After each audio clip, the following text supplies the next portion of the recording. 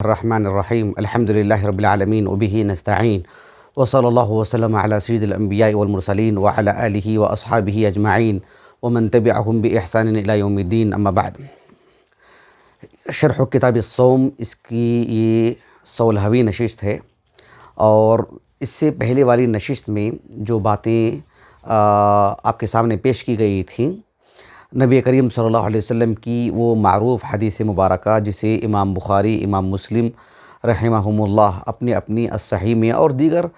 محدثین نے بھی اپنی احادیث کی کتابوں میں اس حدیث مبارکہ کو لائے ہیں۔ حدیث صحیح ہے، کیوں نہ ہو، یہ متفق علیہ حدیث ہے۔ یہ جو حدیث مبارکہ ہے ابو بکرہ رضی اللہ عنہ سے مروی ہے۔ وہ کہتے ہیں کہ رسول اللہ صلی اللہ علیہ وسلم نے فرمایا، شہران لا ینقصان، 2 مہینے ناقص نہیں ہوتے ہیں، اس میں نقص نہیں رہتا ہے، اس میں کمی نہیں رہتی ہے۔ شہر عیدین، عید کے 2 مہینے، رمضان و ذوالحجہ، رمضان اور ذوالحجہ یہ عید کے 2 مہینے ہیں۔ اس سے متعلق، اس کی سند سے متعلق یعنی افہام و تفہیم کی بات ہو کہ اس کی سند میں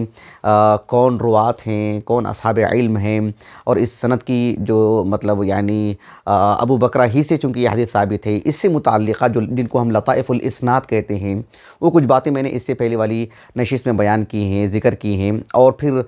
کچھ دیگر اس سے متعلق مباحث بھی میں نے ذکر کی ہیں۔ اس نشست میں براہ راست مجھے آپ کو یہ سمجھانا ہے کہ اس حدیث کا معنی کیا ہے۔ شہر عید لا ینقصان، عید کے دونوں مہینے، اس میں نقص نہیں رہتا ہے، اس میں کمی نہیں رہتی ہے، تو اس کا کیا معنی ہے؟ ظاہر بات ہے عدد سے تو اس کا تعلق نہیں ہے، جیسا کہ ہم نے ذکر کر دیا کہ اگر عدد سے اس کا تعلق ہوتا تو کیا بات ہوتی، سب تفصیلات گزر چکی ہیں۔ اس سلسلے میں اہل علم نے جو اس کا معنی بتائے ہیں کہ شہر عید لا ینقصان، عید کے دونوں مہینے، اس میں نقص نہیں رہتا ہے، اس میں کمی نہیں رہتی ہے، اس کا معنی مفہوم بتاتے ہوئے خود امام المحدثین امام بخاری رحمہ اللہ نے جو باب قائم کیا ہے کہ باب شہر عید لا ینقصان کتاب الصوم میں، اس باب کے بعد یعنی ترجمۃ الباب کے بعد اور حدیث کو لانے سے پہلے امام بخاری رحمہ اللہ نے معلق یہ روایت، یہ قول نقل کیا ہے، یہ اثر نقل کیا ہے امام اسحاق ابن ابراہیم راہوی رحمہ اللہ سے متعلق 238 ہجری آپ سنِ وفات ہیں۔ امام اسحاق ابن راہوی بڑے جلیل القدر عالم دین ہیں، کون آپ سے واقف نہیں ہے۔ اسحاق ابن راہوی رحمہ اللہ کا قول انہوں نے یہ نقل کیا کہ وَإِن كَانَ نَاقِصًا فَهُوَ تَمَامٌ وَإِن كَانَ نَاقِصًا فَهُوَ تَمَامٌ، یعنی اللہ کے رسول کا یہ قول صلی اللہ علیہ وسلم کہ شہر عید لا ینقصان، کہ عید کے دونوں مہینے اس میں نقص نہیں ہے، کا مطلب یہ ہے کہ ان كَانَ نَاقِصًا فَهُوَ تَمَامٌ، عدد کے اعتبار سے اگر رمضان اور ذوالحجہ 29 دن کے بھی ہو جائیں تب بھی یعنی یہ اجر کے اعتبار سے، ثواب کے اعتبار سے، فضیلت کے حصول کے اعتبار سے یہ مکمل ہیں۔ جس طرح سے ایک 30 دن کا مہینہ ہوتا ہے، ایک آدمی کا ایک دن نکل جائے گا نا، یعنی اگر 29 دن کی بات ہو تو گویا کہ ایک دن جو مل سکتا تھا اس میں اجر زیادہ بڑھ سکتا تھا، اعمال زیادہ کر سکتے تھے، تو ایک دن نکل جائے گا۔ تو اللہ کے رسول کا یہ جو قول ہے علیہ السلام کہ شہر عید لا ینقصان، ای لا ینقصان فی الاجر والثواب والفضیلہ، اجر و ثواب کے اعتبار سے، فضیلت کے اعتبار سے، درجہ کے اعتبار سے، بھلے ہی 29 دن کا ہو رمضان لیکن 30 دن مکمل جو کام کرنے کا اجر ملتا ہے وہ سبھی اجر اس کے اندر ملے گا۔ یہ معنی مفہوم ہے جو اسحاق ابن راہوی رحمہ اللہ نے کہا۔ محدثین اور ما بعد کے شارحین سبھی اصحاب علم تقریباً اسی قول کو فوقیت دی ہیں، اسی قول کو اولیت دی ہیں، اسی قول کو راجح قرار دی ہیں، اور یہی راجح ہے اور یہی درست ہے، تقریباً اصحاب علم نے اسی کو راجح قرار دی ہے۔ لیکن اس قول کو ذکر کرنے کے بعد امام بخاری رحمہ اللہ قال محمد کہہ کر کے، گویا کہ قال ابو عبداللہ، خود اپنی ذات سے متعلق، یہاں محمد سے مراد کون ہیں؟ ابن حجر رحمہ اللہ نے کہا کہ یہاں محمد سے مراد خود مؤلف ہیں، حالانکہ امام بخاری رحمہ اللہ عام طور پر قال ابو عبداللہ لکھتے ہیں، لیکن یہاں پر قال محمد جو لکھا ہے، ابن حجر رحمہ اللہ نے لکھا کہ چونکہ یہ قول عام جو میں ابھی ذکر کرنے جا رہا ہوں وہ امام احمد بن حنبل رحمہ اللہ سے منقول ہے، اور انہی کی طرف جو ہے انہی سے مشہور ہے یہ قول، لیکن امام بخاری رحمہ اللہ نے قال احمدو کے بجائے قال محمد لکھا، اور ان کا قول کیا لکھا کہ لا یجتمعان کلاہما ناقص، یعنی سال میں ایسا نہیں ہوتا ہے کہ رمضان اور ذوالحجہ جو ایک سال میں آتے ہیں، رمضان کے 29 دن کا مہینہ ہو جاتا ہے تو ذوالحجہ 30 دن کا، رمضان 30 دن کا ہو تو ذوالحجہ 29 دن کا، یعنی لا یجتمعان کلاہما ناقص۔ امام بخاری نے کہا کہ قال محمد، یعنی خود گویا کہ اپنا قول ہے۔ ابن حجر کہتے ہیں کہ یہ امام احمد رحمہ اللہ کا قول ہے جو انہی سے مشہور ہے۔ بہت ممکن ہے کہ امام بخاری رحمہ اللہ نے امام احمد بن حنبل رحمہ اللہ کے قول کو جزم کے ساتھ گویا کہ انہوں نے اسے اپنا قول بنا لیا ہے، یعنی مطلب گویا کہ اپنا موقف بنا لیا ہے، گویا کہ امام بخاری کا بھی موقف ہے۔ یہ مقصود تھا ابن حجر رحمہ اللہ کو، لیکن بدر الدین العینی رحمہ اللہ نے یہ قول محمد بن سیرین کا قول بتایا ہے، واللہ اعلم۔ لیکن یہ قول جو ہے امام احمد بن حنبل رحمہ اللہ کا ہے، یہ تو کئی جگہ پر لکھا ہوا ہے۔ خود جو مسائل الامام احمد بن حنبل و اسحاق بن راہوی، جو اسحاق بن منصور القوسج رحمہ اللہ نے جو ترتیب دیے ہیں، اس میں بھی یہ دونوں قول موجود ہیں، اور دونوں قول دونوں اصحاب علم کے نام پر منسوب ہیں۔ ایک اسحاق بن راہوی کا قول ان کے نام پر، اور احمد بن حنبل رحمہ اللہ کا قول ان کے نام پر۔ تو خلاصہ کلام یہ ہے کہ اس میں دو قول ہمیں ملتے ہیں۔ ایک قول یہ ہے جو اسحاق بن راہوی رحمہ اللہ کا ہے کہ ذوالحجہ اور رمضان بھلے ہی 29 دن کے ہو جائیں، لیکن اجر و ثواب کے اعتبار سے وہ مکمل ہیں، کامل ہیں، اس میں نقص نہیں ہوگا۔ ایک تو یہ بات کہی گئی ہے۔ دوسری بات امام احمد بن حنبل رحمہ اللہ سے جو منسوب ہے وہ یہ، جو امام احمد بن حنبل رحمہ اللہ کا قول ہے کہ لا یجتمعان کلاہما ناقص، یعنی یہ سال میں 2 مہینے جو آتے ہیں رمضان اور ذوالحجہ، دونوں کے دونوں ناقص ہوں، ایسا نہیں ہو سکتا، یا تو یہ 30 دن کا، یہ 29 دن کا، اس طرح کا۔ آپ دیکھیے امام ابو عیسیٰ ترمذی رحمہ اللہ ابواب الصوم میں اس حدیث مبارکہ کو لائے ہیں، اور لانے کے بعد آپ نے تفصیل سے امام احمد بن حنبل اور اسحاق بن راہوی ان دونوں کے قول کو انہوں نے لکھا ہے۔ امام احمد بن حنبل رحمہ اللہ کے قول کو انہوں نے تھوڑا سا خلاصہ کر کے لکھا، کہا کہ لا ينقصان معا فی سنۃ واحدہ، یعنی امام احمد بن حنبل رحمہ اللہ نے کہا کہ سال میں ایسا نہیں ہوتا کہ رمضان بھی 29 کا ہو، یہ بھی 29 کا ہو۔ ان نقص احدہما تم الآخر، اگر رمضان 29 کا ہو تو وہ 30 کا ہوگا، وہ 29 کا ہو تو رمضان 30 کا ہو جائے گا۔ یہ امام احمد بن حنبل رحمہ اللہ کا کہنا ہے، یہ آپ کا قول ہے۔ اسحاق بن راہوی رحمہ اللہ نے کیا کہا؟ اسحاق بن راہوی رحمہ اللہ کہتے ہیں کہ رمضان کا مہینہ اور اس کا مہینہ ذوالحجہ کا مہینہ 29 کے ہوں نہ ہوں، 29 کے بھی ہوں تب بھی اجر و ثواب کے اعتبار سے وہ مکمل ہوں گے۔ ان کان ناقصا فہو تمام، کہ اگر یہ ناقص بھی ہوں تو یہ اجر و ثواب کے اعتبار سے مکمل ہیں، یعنی اجر و ثواب کی اس میں کمی نہیں ہوگی، 29 کا ہو تب بھی۔ یہی قول جو اسحاق بن راہوی رحمہ اللہ کا ہے، اہل علم نے اس کو ترجیح دی ہے۔ یہ تو ان اصحاب علم نے ان کے اقوال نقل کی ہیں، جیسے امام بخاری ہوں، امام ترمذی ہوں رحمہم اللہ اجمعین، جو اپنی اپنی کتابوں میں نقل کی ہیں حدیث کو ذکر کرنے کے بعد۔ شارحین کی اگر بات کرتے ہیں تو دیکھیے یہ جو کتاب ہے، یعنی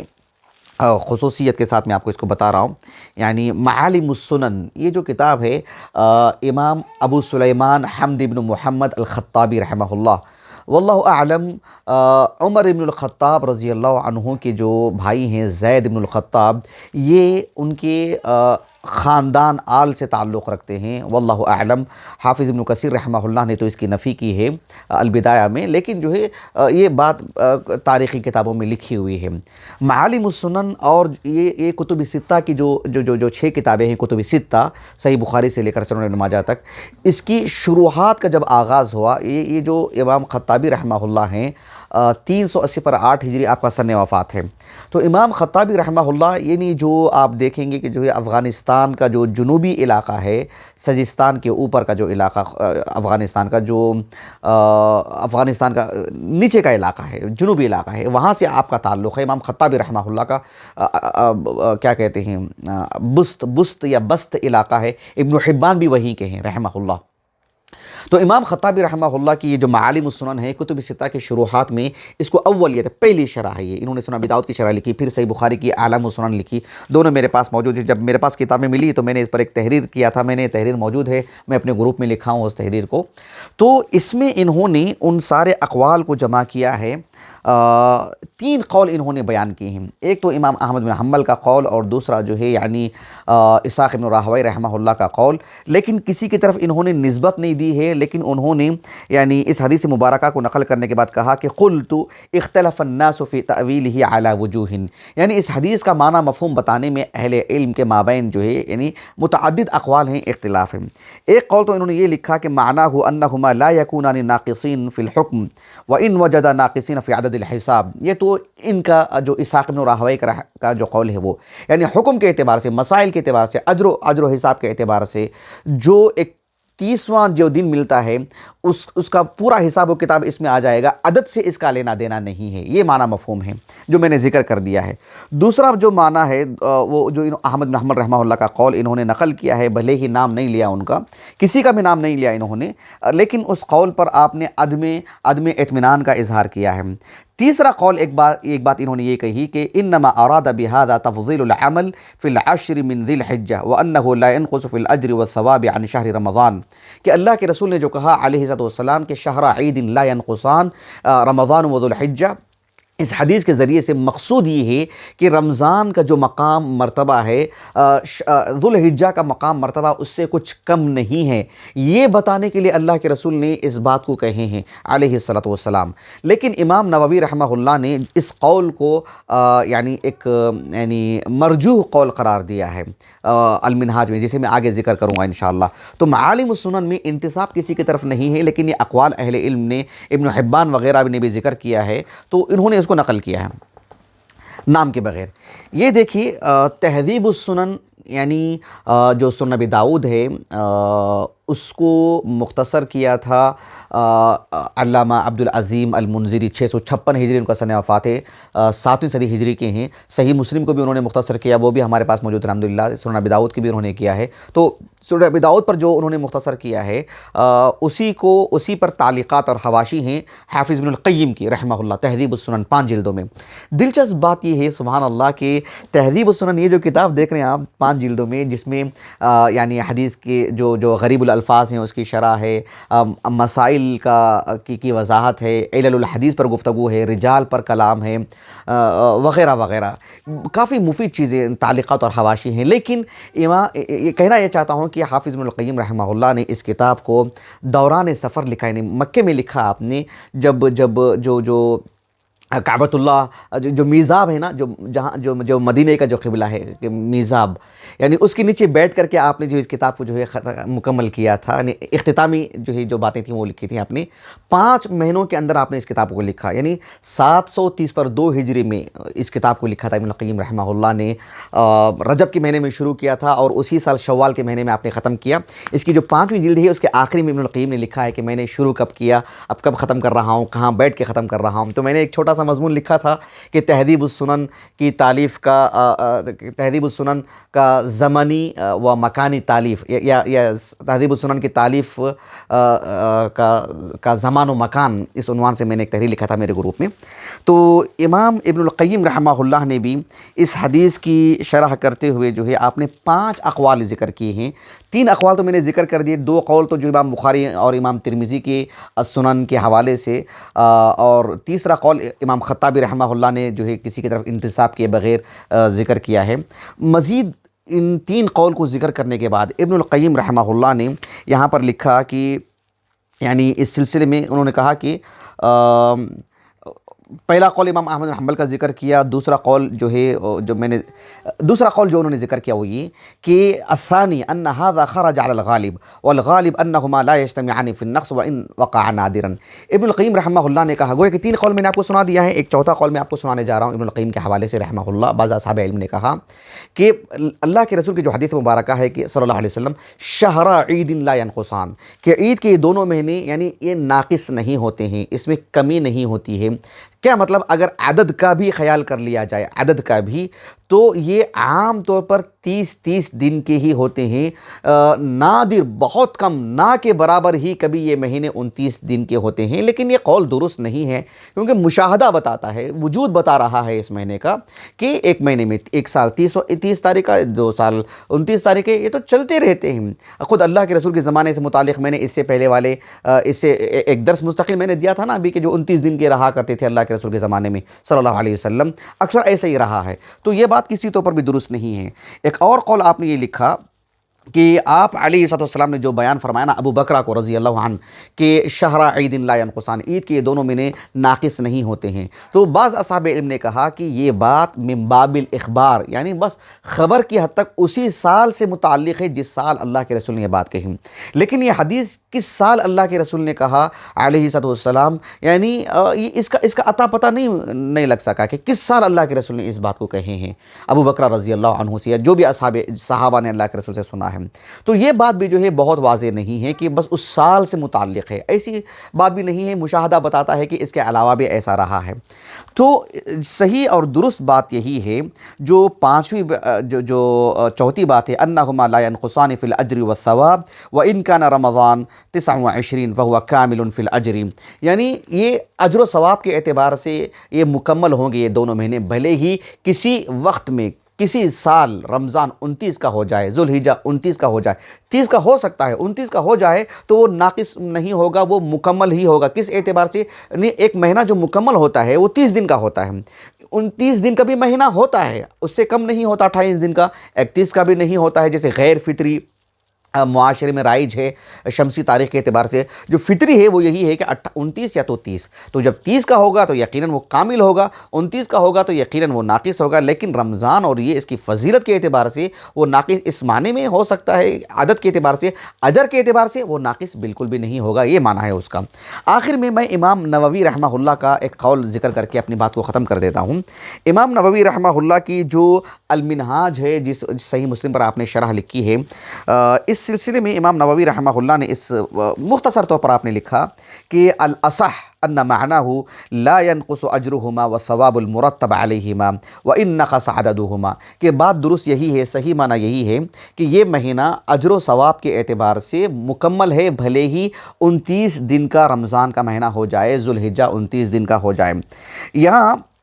امام نووی رحمہ اللہ نے ایک بات یہ بھی لکھی ہے بہت عمدہ، کہا کہ یہی بات درست ہے، الصواب المعتمد یہی قول ہے۔ آگے لکھا کہ نبی کریم صلی اللہ علیہ وسلم کی وہ جو حدیث مبارکہ ہیں نہیں، متفقن علیہ احادیث جو ہیں اللہ کے رسول کی علیہ الصلاۃ والسلام، کہ من صام رمضان ایمانا واحتسابا غفر له ما تقدم من ذنبه من قام رمضان ایمانا واحتسابا، صحیح بخاری کی کتاب الایمان میں احادیث موجود ہیں، صحیح مسلم میں بھی، کہ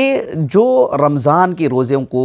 ایمان اور احتساباً جو رکھتے ہیں، اور جو قیام اللیل احتساباً اور ایماناً جو کرتے ہیں، ان کے پچھلے گناہ معاف ہو جاتے ہیں، غفر لہ ما تقدم من ذنبہ۔ تو یہ جو پچھلے گناہوں کی جو معافی کی جو بات کہی جا رہی ہے، اس سلسلے میں امام نووی رحمہ اللہ نے کہا فَكُلُّ هَذِهِ الْفَضَائِلِ تَحْصُلُ سَوَاءً تَمَّ عَدَدُ رمضان النَّقْص، کہ 29 دن کا بھی اگر مہینہ ہو جائے رمضان کا، تو من صام رمضان ایمانا واحتسابا، من قام رمضان ایمانا واحتسابا، اسے 30واں روزہ نہیں مل رہا ہے، اور اس کو قیام اللیل کی 30ویں رات نہیں مل رہی ہے، تب بھی اجر و ثواب کے اعتبار سے ان کے لیے مکمل، یہ معنی ہے، اور یہی بالکل درست ہے اس حدیث کی شرح سے متعلق۔ آخری بات جو ابن حجر نے کہا رحمہ اللہ، اس حدیث سے ایک بات یہ بھی معلوم ہوتی ہے کہ جو لوگ کہتے ہیں کہ یعنی گویا کہ ایک معاہدہ ہوتا ہے نا، ایک شخص کہتا ہے کہ میں مزدوری کروں گا، ایک دن کی مزدوری پر اتنا ملے گا، ایسے، تو اللہ رب العالمین کا فضل دیکھیے، اللہ رب العالمین کا احسان دیکھیے۔ ہاں، ایک جو ہے بندے کا معاہدہ ہوتا ہے اللہ کی عبادت سے متعلق، ایک مہینہ رمضان سے متعلق جو فضائل ہیں، 29 دن کا بھی کبھی مہینہ ہو جاتا ہے، لیکن اللہ رب العالمین اجر و ثواب 30 دن کا دیتے ہیں۔ 29 دن کا کیے ہوں تو 29 دن کا، ایسا نہیں، 30 دن کا دے دیتے ہیں رب العالمین۔ اللہ اکبر کبیرہ، اللہ رب العالمین الکریم ہے، اللہ رب العالمین کی سخاوت بخشش دیکھے، رب العالمین کا احسان دیکھے، رب العالمین کا۔ بہرحال میں اپنی بات کو ختم کرتا ہوں۔ اللہ تعالیٰ سے دعا ہے کہ اللہ رب العالمین ہمیں اللہ رب العالمین کے لیے اخلاص کے ساتھ اللہ کی عبادت کرنے، اجر و ثواب حاصل کرنے کی توفیق عطا فرمائے۔ اللہ رب العالمین کے اس احسان کا اللہ تعالیٰ ہمیں مستحق بنائے، اور اللہ رب العالمین اس نشست کو جنہوں نے ہمیں پڑھایا ہے، ہمارے سبھی اساتذہ، ہمارے والدین، خاص کر میرے والد محترم جنہوں نے بہت ہی دل لگا کر کے مجھے پڑھایا، مشقت اٹھائی، اور جو ہے مطلب یعنی میرے لیے بڑی قربانیاں دیں پڑھانے کے لیے مجھے پڑھانے کے لیے، اور جو ہے اللہ رب العالمین میرے اساتذہ کو جنہوں نے مجھ پر نظر رکھا، مجھے پڑھایا، میری تربیت کی، اور جو ہے مجھے باذن اللہ لائق بنایا، اور ہمارے جتنے بھی معاونین ہیں مردوں میں خواتین میں جنہوں نے بھی ہمارے لیے احسان کیا ہے میری تعلیم تربیت سے متعلق، جیب خرچ کے لیے نہیں الحمدللہ، میں میرے اس تعلیمی امور کے لیے میں بتا رہا ہوں، اور خصوصاً میری اہلیہ کے لیے جس نے چھوٹا سا بچہ ہے بکر 7 ماہ کا، اس کو لے کر کے پوری ریکارڈنگ کا ماحول بنایا ہے الحمدللہ، پوری ریکارڈنگ کی ہے، بندوبست کیا ہے، مجھے آسانی فراہم کی ہے تاکہ میں آسانی سے درس دے سکوں، باتیں آپ کے سامنے شیئر کر سکوں باذن اللہ تعالی۔ اللہ تعالیٰ سب کو اجر جزیل عطا فرمائے، ہمارے لیے ذخیرہ آخرت بنائے۔ سبحانک اللہم و بحمدک اشہد ان لا الہ الا انت استغفرک و اتوب الیک۔